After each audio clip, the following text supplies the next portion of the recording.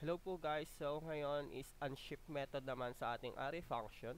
So unship method in JavaScript is just to add one or more elements to the beginning of an array.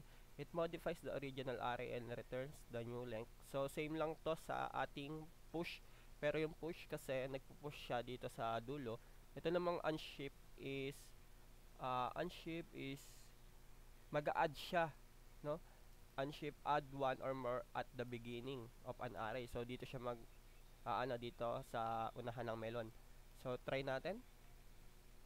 Fruits dot unship, then unship natin si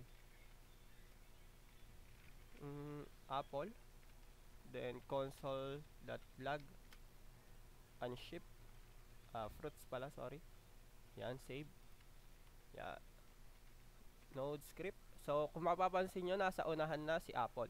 So magre-return din niya ng new length of an array. So 3 yung element nito. So kung mapapansin nyo, console.log fruits.length.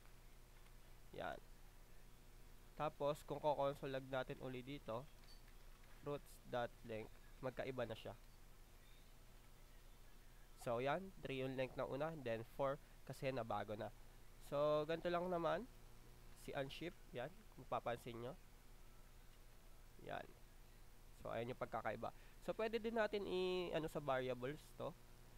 Parang ganito, cons fruit, katulad din sa sa push, apple, then apple.